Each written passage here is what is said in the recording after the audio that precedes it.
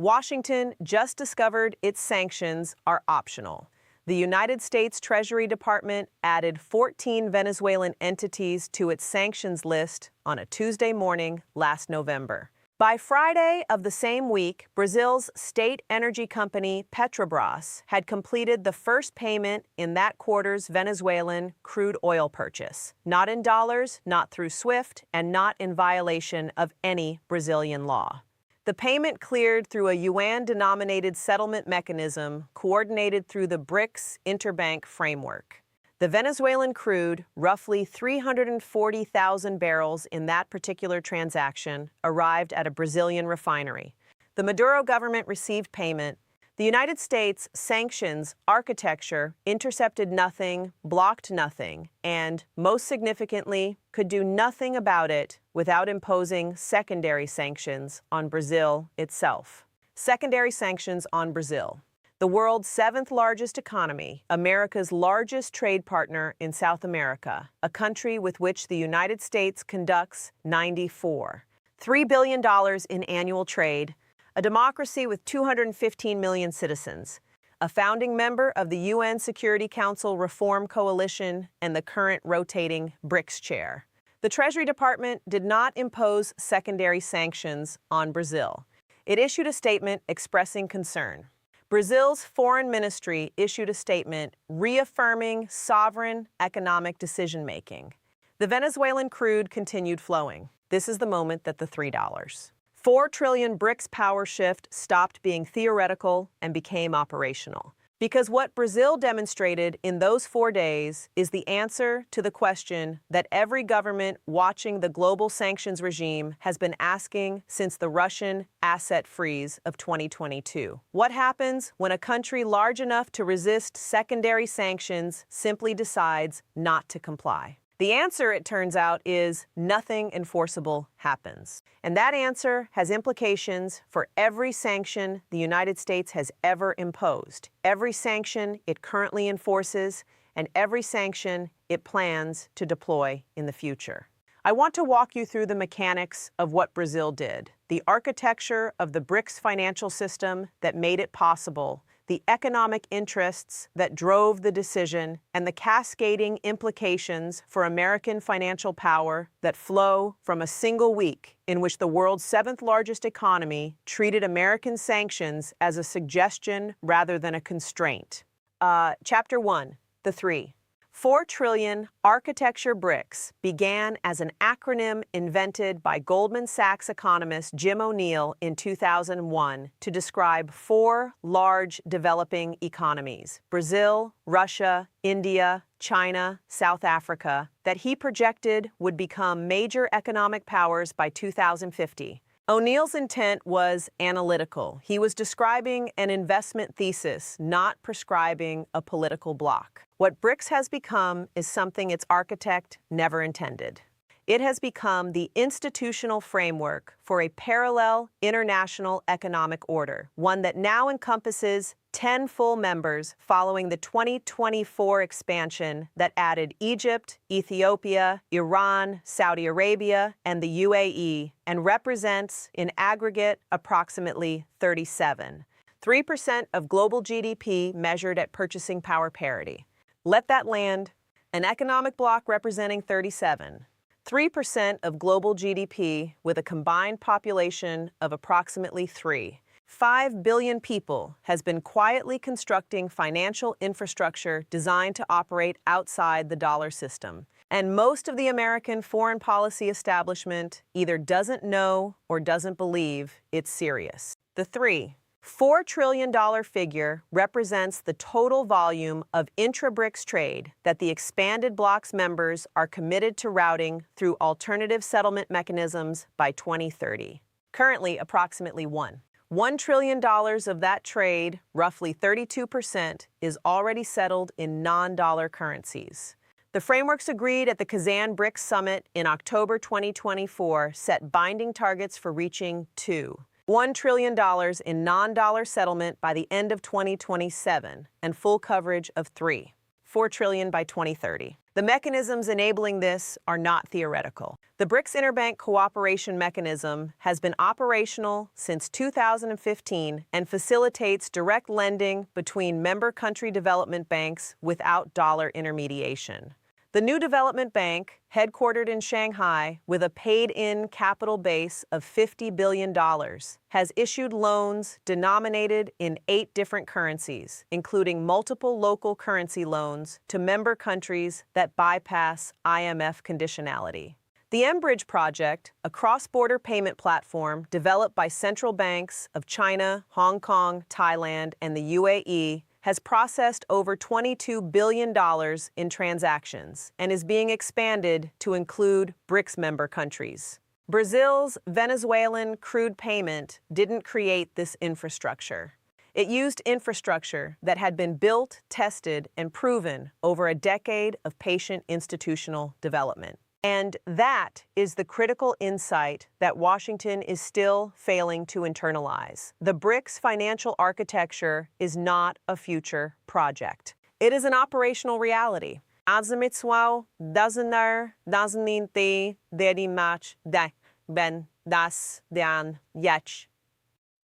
Chapter 2. Why Brazil made this choice. Brazil's decision to use BRICS financial channels for Venezuelan crude purchases was not impulsive. It was the culmination of a calculated economic and strategic assessment made by the Lula government based on specific numbers that make the logic inescapable. Brazil imports approximately 120,000 barrels per day of crude oil to supply refineries optimized for heavier Venezuelan crude grades. Petrobras's refineries on Brazil's northeastern coast, the Abreu e Lima refinery in Pernambuco, the Isaac Saba refinery in Amazonas, were built specifically to process Venezuelan heavy crude. Retooling those facilities for alternative crude grades would cost an estimated $2 billion and take 6 to 8 years of refinery modification. In the absence of Venezuelan crude, Brazilian refineries must either purchase more expensive alternative heavy crude from the Middle East, primarily from Saudi Arabia and Iraq, at a premium of approximately $8 to $12 per barrel, or purchase lighter crude that their refineries can process less efficiently, reducing yield and increasing per barrel refined product costs. The economic arithmetic is straightforward. At 120,000 barrels per day and an $8 to $12 per barrel premium for alternative heavy crude, the cost of Venezuelan crude avoidance runs to $350 to $525 million annually in additional input costs, before factoring in efficiency losses from suboptimal crude grades. Brazil's GDP is approximately $1 trillion. Its federal budget deficit is under fiscal pressure from multiple directions: social spending commitments, infrastructure investment, and declining commodity revenues in a softer global market. Finding an additional $400 to $500 million annually to comply with American sanctions on a country that Brazil does not consider a security threat for the benefit of a policy that does not serve Brazilian interests is simply not a priority that the Lula government is willing to assign to its budget. The WAN-denominated settlement mechanism available through the BRICS framework made the Venezuelan crude purchases legally defensible under Brazilian law, practically executable through tested financial channels, and economically rational given the cost differential. The only thing standing between Brazil and this economically optimal choice was deference to American preferences.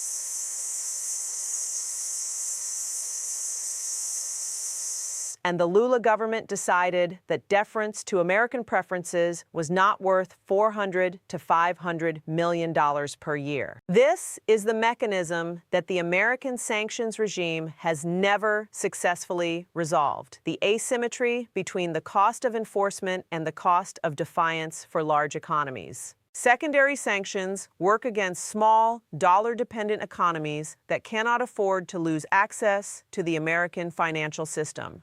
They do not work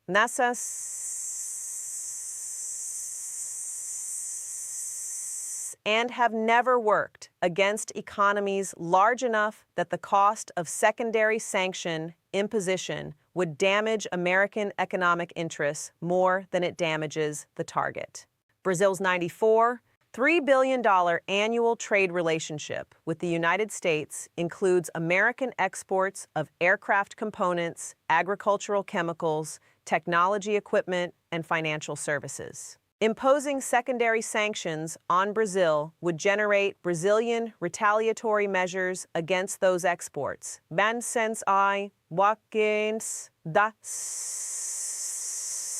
And the Brazilian market for American exports would not be replaced by alternative demand.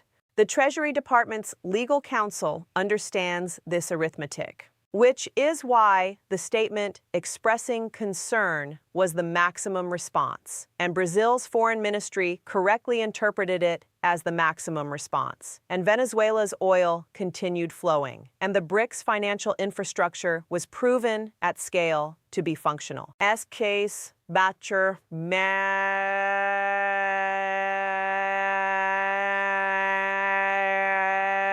Chapter 3, The Sanctions Architecture Under Siege. To understand the full implications of Brazil's defiance, you need to understand how American financial sanctions actually work and what their effectiveness depends on. American sanctions operate through two distinct mechanisms.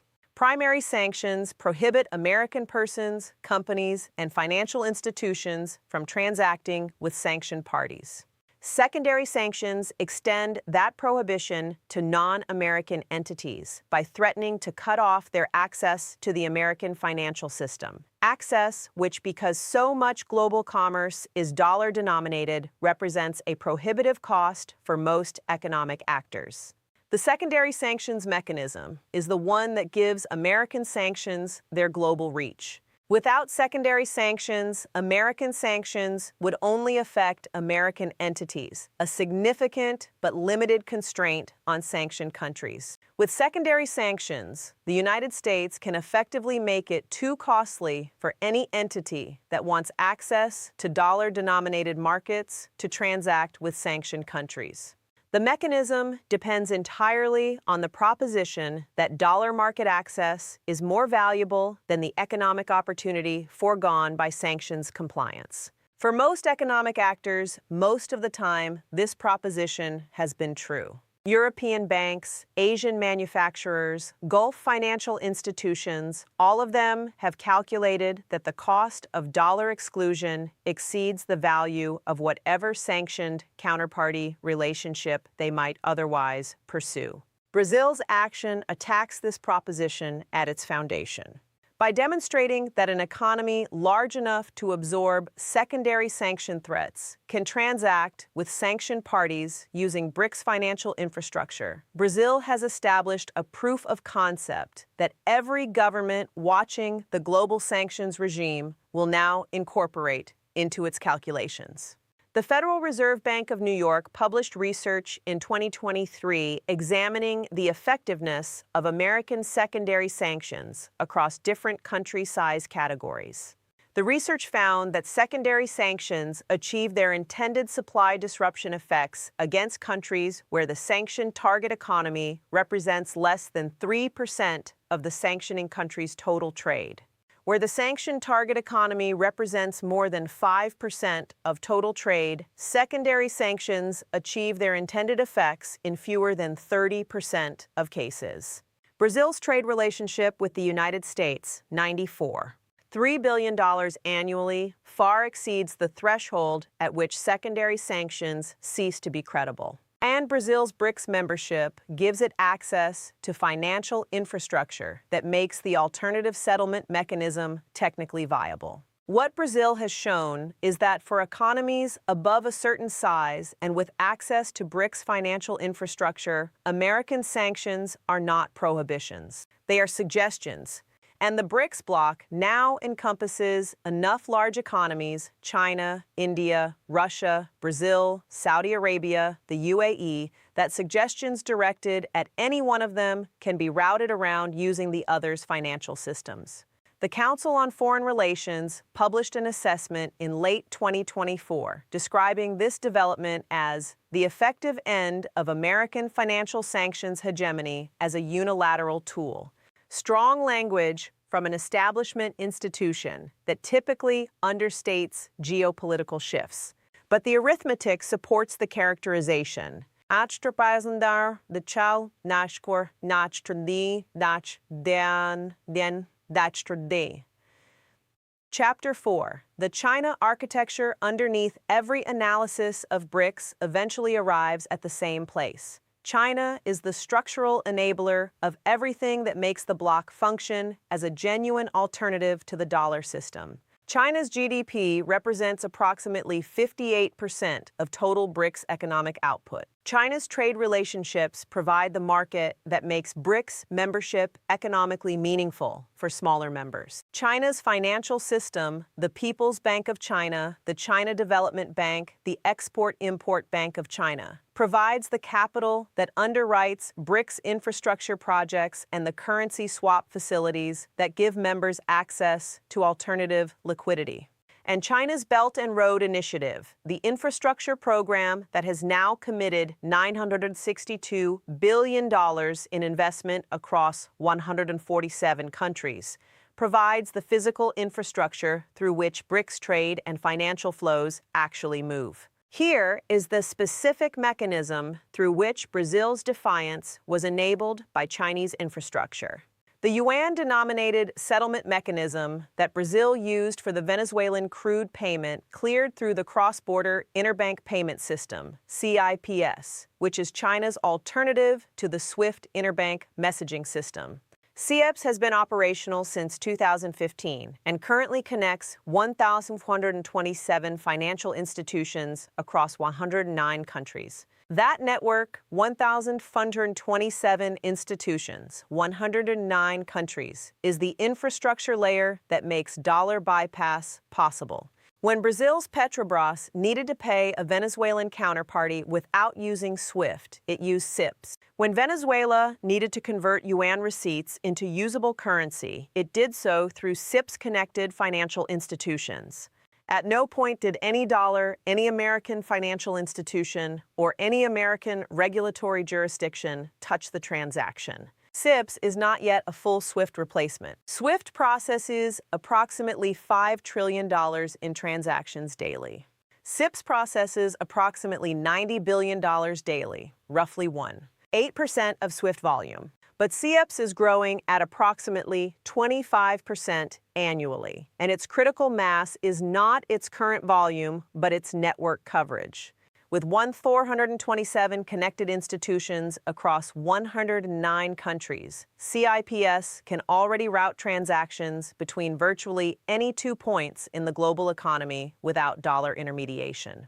China's strategic patience in building CIPS, the new development bank, the M-Bridge payment platform, and the currency swap network that now covers 40 countries, building quietly, demonstrating functionality, expanding incrementally, means that the infrastructure was ready when Brazil needed it. Beijing didn't need to do anything special to enable Brazil's Venezuelan crude payment. It just needed to have built the plumbing. The plumbing was there. This is the pattern that I keep returning to in every analysis of Chinese strategic behavior. China builds first. It builds quietly. It builds at a scale and pace that doesn't trigger a decisive American response. And then, when the infrastructure is proven, it makes it available to partners who have their own reasons to use it. The result is a strategic architecture that Washington cannot easily dismantle because it's not Chinese infrastructure. It's international infrastructure that China has built, but that now has users and stakeholders across 109 countries with their own interests in its continuation. Chapter 5, The Cascade Effects. Brazil's defiance is not an isolated event. It is a precedent. And precedents in international relations have a specific mechanism of influence. They change the calculations of every other government watching by demonstrating what is possible and what the consequences of action are. Within 30 days of Brazil's Venezuelan crude payment, 3 other developments occurred that would have been significantly less likely without the precedent. South Africa announced that it would not enforce American secondary sanctions against entities conducting rand-denominated trade with Iran, a country that South Africa maintains diplomatic and trade relations with and has never domestically sanctioned.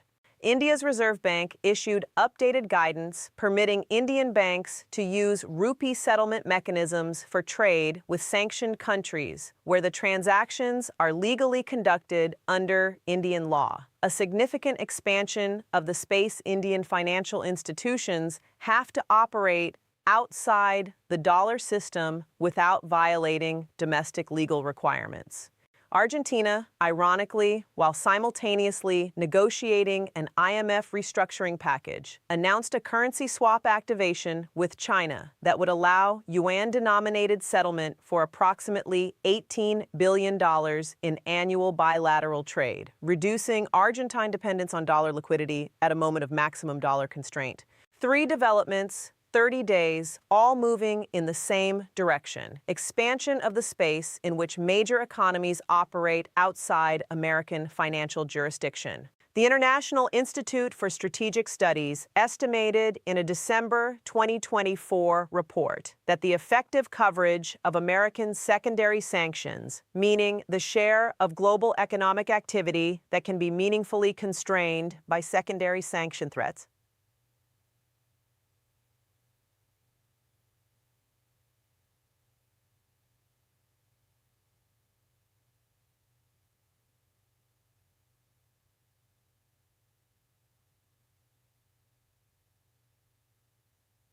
percent of non-American global GDP in 2020 to approximately 6% in 2020. A 23 percentage point decline in 9 years, accelerating as BRICS financial infrastructure matures and as the precedent of successful defiance accumulates.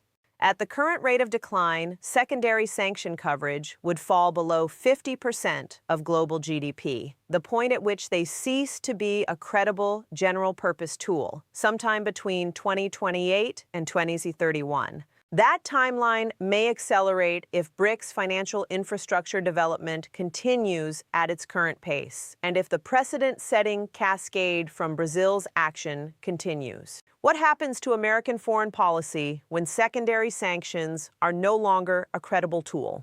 The question is not hypothetical. It is sazistasimo si dasim metandame matiu. It is the central strategic planning challenge facing the State Department, the Treasury, and the National Security Council for the next decade.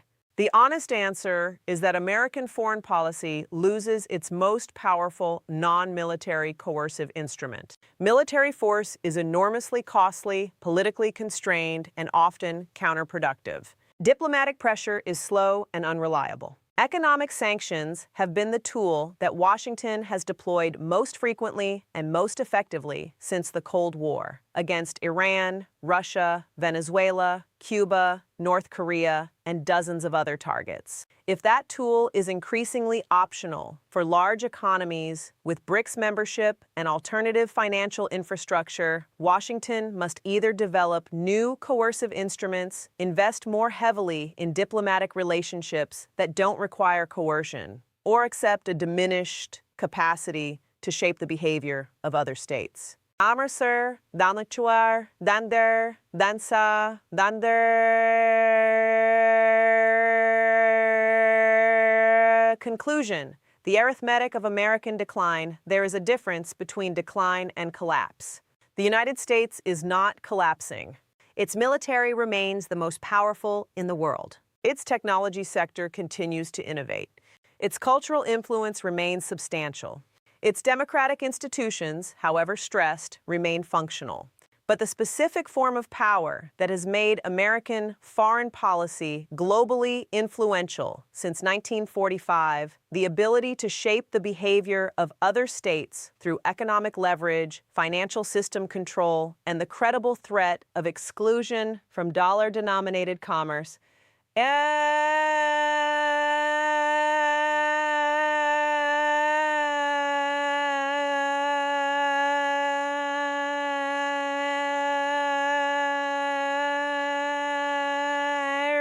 demonstrably declining. Brazil's defiance of American sanctions is not a dramatic rupture.